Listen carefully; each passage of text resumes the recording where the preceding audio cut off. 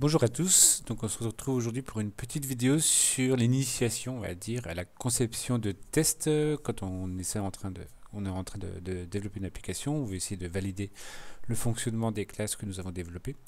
Donc on va pas, vous avez une playlist qui est dédiée justement aux tests, et donc il y a un module qui est en master normalement, mais là c'est juste de l'initiation pour être capable de faire ces petits tests, on va dire fonctionnels entre guillemets afin de valider une application qu'on est en train de développer.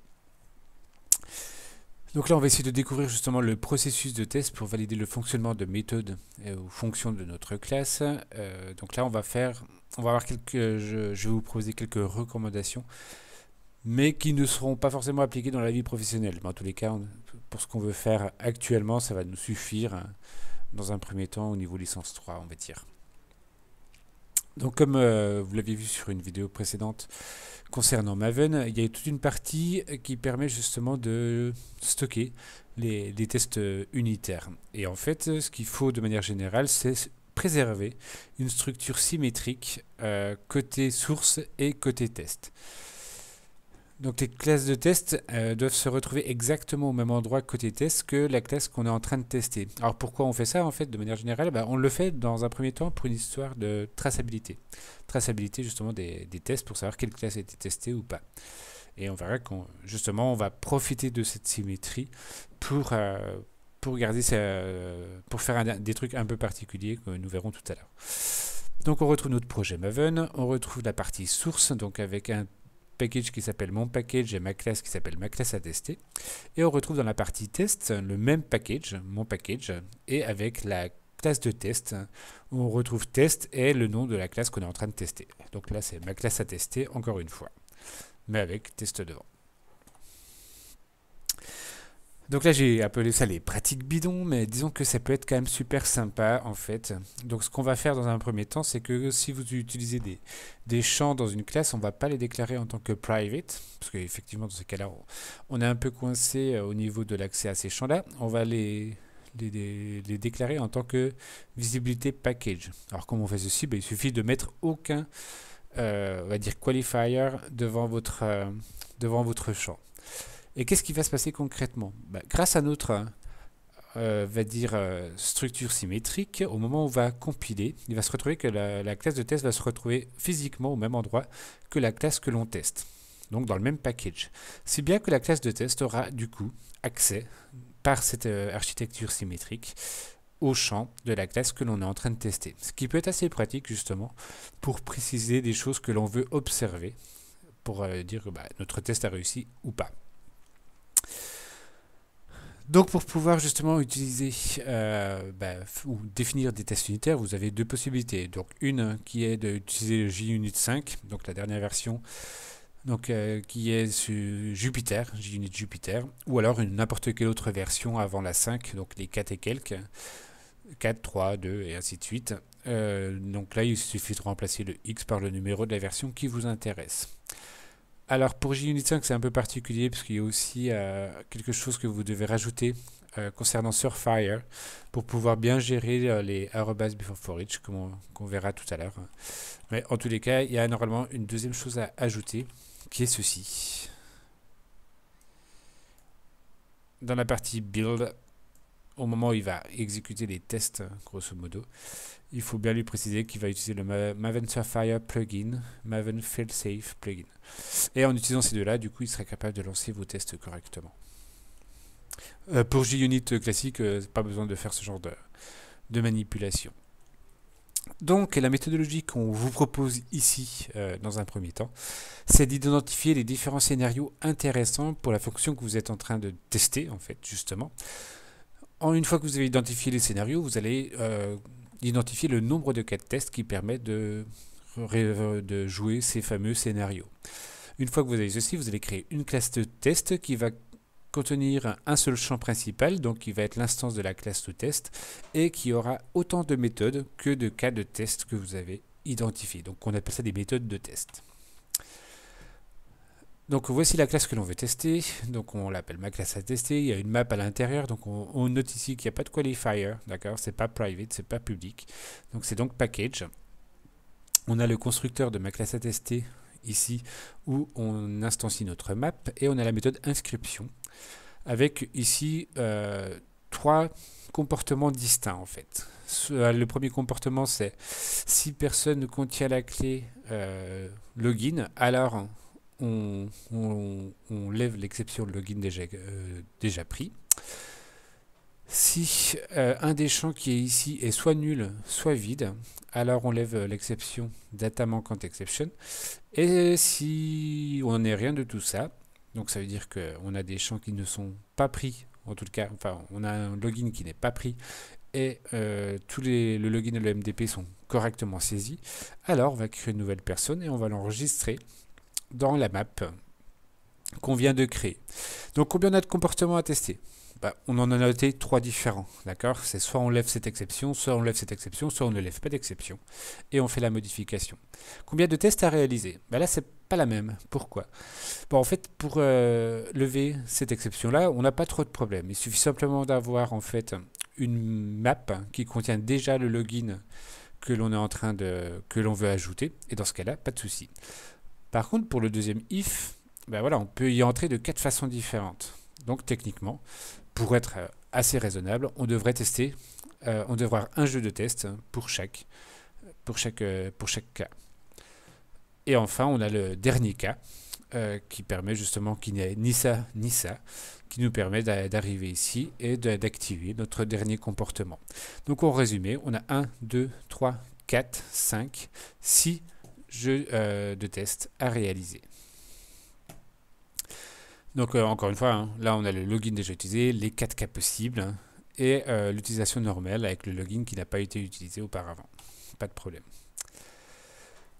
Là on va essayer de voir un peu comment on va l'écrire, ce genre de choses. Donc en fait on a ici notre classe de test, donc qui est dans la partie test de votre projet Maven. Nous avons ici le champ principal qui est qu'on appelle instance, qui est une instance de la classe que l'on veut tester. Donc ici on a un before each qui permet justement de dire qu'avant chaque méthode de test, donc qui est annotée @test, on va exécuter la méthode initialisation. Donc que fait cette méthode? Elle permet simplement de créer une nouvelle instance ici de ma classe à tester. Et une fois qu'on va exécuter une méthode de test, donc il va appeler le before each et ensuite il va exécuter la méthode de test. Donc que fait cette méthode de test? Donc ici on retrouve, on va dire 3 temps entre guillemets. En fait, là on voit que 2 instructions. Donc la première, on a une espèce de assertion asset does not throw, le fait que le this.instance.inscription, on a yo4n original, et après on a assertions asset throw, login déjà pris, lorsque je vais appeler this.instance inscription avec yo4n avec pas original. Donc en fait ce qui se passe en réalité, c'est qu'on va faire 2 appels sur l'instance à la méthode inscription. Le premier appel que l'on précise ici, on dit que ce que l'on veut observer, c'est le fait que cet appel-là ne pose strictement aucun problème. On ne lève aucune exception. Donc on affirme que de toute façon, cet appel-là ne doit pas lever d'exception. Le deuxième appel est différent. Pourquoi? Parce qu'en fait ici on a yo4n qui est déjà utilisé dans le premier appel. Du coup, on va dire ici, quand je vais faire ce deuxième appel-là, il va falloir à tout prix qu'il y ait une exception qui soit levée, et cette exception devra forcément être login déjà pris exception. Donc là, on exprime donc la mise en place du contexte, c'est-à-dire le scénario qui nous intéresse ici, qu'est-ce que je dois avoir avant que l'appel soit fait réellement. Donc ici, on est en train de faire le cas où j'ai un pseudo qui est déjà inscrit, donc j'ai besoin d'inscrire un pseudo déjà en base pour pouvoir essayer de réutiliser ce dernier. Donc j'ai besoin ici justement de mettre en place un contexte. Ensuite j'ai l'appel de la méthode qui m'intéresse et enfin j'ai des observations pour vérifier que tout est comme je l'espère. Donc ici c'est le fait que la première ne lève pas d'exception et que la seconde ne lève pas une exception. Donc ça encore une fois c'est de JUnit 5. Vous pouvez avoir une formulation un peu différente en JUnit 4 ou 3, ainsi de suite. Mais bon, on retrouve un peu la même idée derrière. Deuxième scénario qui en regroupe 4, du coup, c'est le cas où il manque une des informations. Donc elle est soit vide, soit elle serait nulle, soit elle se réduit à la chaîne vide. Donc ici, c'est pareil, en fait, on va simplement avoir un seul appel à chaque fois, avec une des informations qui va être foireuse. Ici, c'est le pseudo qui est foireux. Donc, il est ici vide, là, nul. Dans ce jeu-là, c'est le mot de passe qui est foireux. Donc ici, il est vide et là, il est nul. Et dans ce cas-là, justement, on va dire que peu importe le cas, il va falloir ici que ça lève une exception et que l'exception qui va être levée, ça va être data manquante exception. Donc là, c'est les 4 jeux de test qui viennent compléter donc le premier qu'on a vu précédemment. Et enfin, on a le dernier, qui est le comportement normal. Donc là, le but, c'est de dire justement qu'on va essayer d'inscrire Yo4n, donc avec le mot de passe original. Donc ce premier appel ne devra pas lever d'exception, donc c'est pour ça que je dis qu'ici rien n'a explosé, on est content. Et la deuxième, on va vérifier justement que l'inscription a bien eu lieu. Alors comment? Il s'avère que l'inscription ne retourne strictement rien. D'accord? Donc on ne peut pas dire en fonction du type de retour si c'est OK ou pas.